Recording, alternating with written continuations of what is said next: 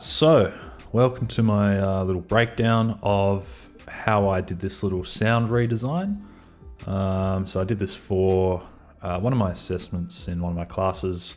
Basically, it's a bit of a broad assessment where I had to come up with some sort of strategy to improve a certain skill, and I also tied it in with another assessment, which was kind of a do what you like assessment, and as long as you can figure out a way to learn from it and come up with a way to do it, then yeah, you can kind of do whatever you want. So basically what I did was took a clip, this is from a trailer for the game Elder Scrolls Online, and I just took a little short clip out of that trailer to use for my sound redesign. Now the clip has music and all the sound effects already in it, obviously, so I've just dropped it in here and just muted it basically so I can redo all the sounds myself. So yeah, let's just run through my Ableton session real quick.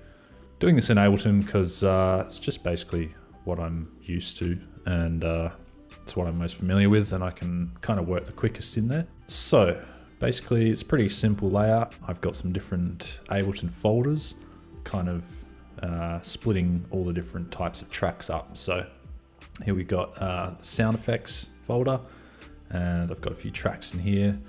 This is basically all of the things like sword clangs and whooshes and all the sort of effects and sort of things that are added in. The Foley track here, or folder, is basically everything like footsteps, armor kind of noises, clothing movement noises, kind of everything that a human, sort of the sounds that a human makes.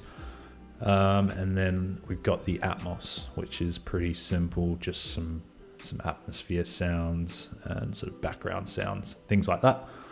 And then down here we've just got a few extra sort of tracks. These tracks are basically tracks that I didn't want to be affected by like the folder effects. So I've got some effects on the folders themselves, which are automated to kind of have an effect on the overall sound effects. Like I've got these filters that kind of automate down like this in the slow-mo sections, but these tracks down here, I didn't want them to be affected by the automation there, so I've just kept those separate. But yeah, so let's just run through a little part here and sort of, you know, listen to the sounds, and I'll break it down as we go. All right.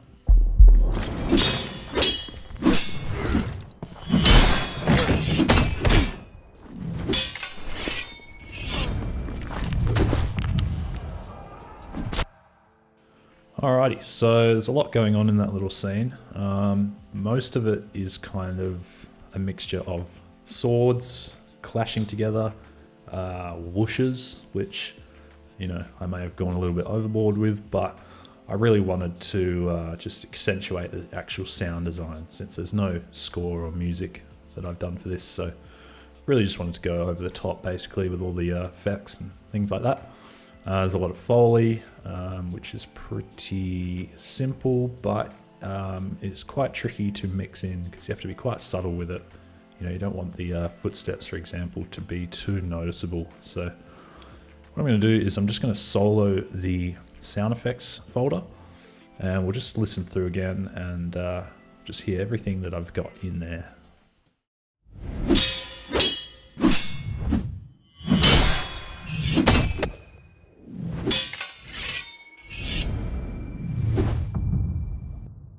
So yeah, as you can see, you can really notice a lot more of the whooshes and the kind of effects in this track.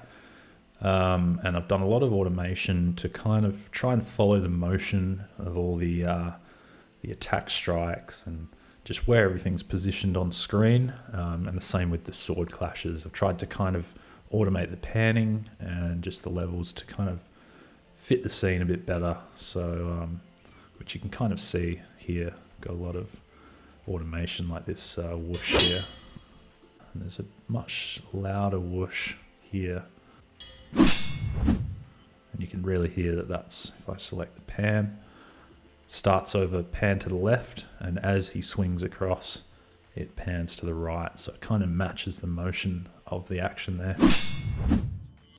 So it's just little things like that, automating and positioning really helps to kind of sell the effect. If we go to the Foley now, we can take a listen to the same part, but this time we'll just hear the Foley.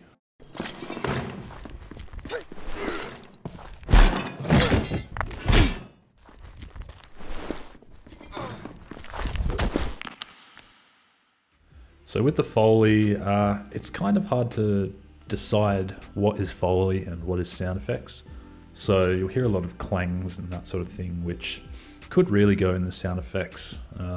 But the way I thought of it is, if it's a sword or a weapon, then I would generally put it in the sound effects. And if it's like armor or something someone's wearing, or clothing, or just kind of punches, you know, two bodies hitting together, that I would generally put in the Foley. It's a lot of layering. All these footsteps here are sort of in this muffled section where they're kind of running up. The reason I've made that section muffled is it kind of just, without the music, it keeps it having a bit of drama, and you know, makes it a bit more exciting. But yeah, it's kind of a lot of just layering and placing sounds, moving them back and forth, finding the right sounds to sort of fit the actions and the characters as well. So for example, there is a sound, this sound I think in particular that I use a fair bit, which is quite a simple sound, but it's really a versatile sound, that it's kind of the sound of leather and clothes kind of moving and shifting. So it's really good for just filling in that space of the movement of the characters there. And sort of for the Atmos, I kept it very simple. It's essentially just sort of a wind sound that I recorded. I have two tracks of the same thing, and the reason for that is the first track is sort of the general Atmos. So you can hear just, you know, standard wind. Whereas this track, I've actually put I actually have a bandpass filter here that is automated to kind of move up and down, which kind of simulates this sort of wind sound.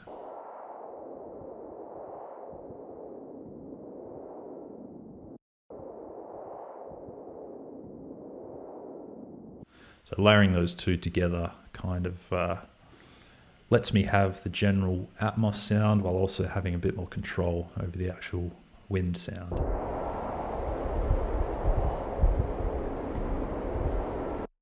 Some other things that I have in the Atmos here are these sort of you know, battle sounds that come up here, that when this battle down below is brought into frame, I kind of just brought these in to give that a bit more of a atmosphere.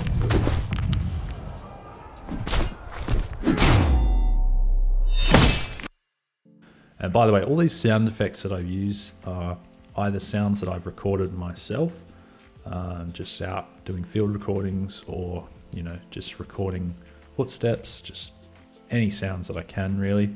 But a lot of the sounds are sort of sounds that I can't really record myself, or they're a little bit more difficult. So I've used a lot of samples from free libraries, as well as just some royalty-free sounds that I've, as you can see, royalty-free. Very important to make sure everything isn't copyrighted or, you know, has any license, because that can get you in trouble. So yeah, if we go to this scene just here.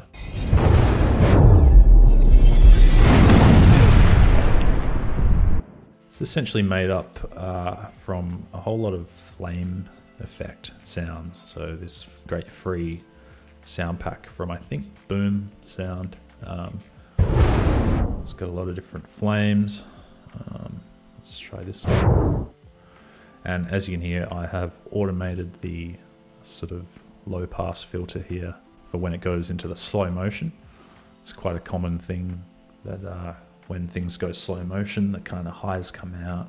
It gives it that effect of everything slowing down. So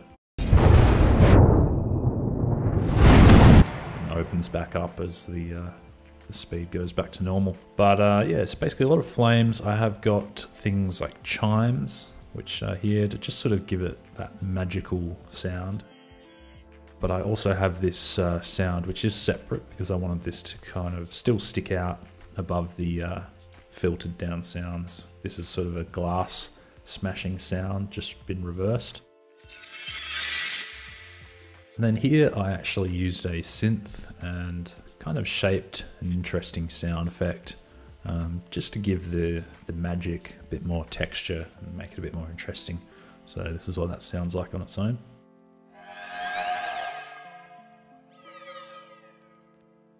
Just very subtle, and once it's all mixed together, it's kind of, the idea is that you don't really hear any of these sounds on their own. It kind of all mixes together to create its own soundscape. So.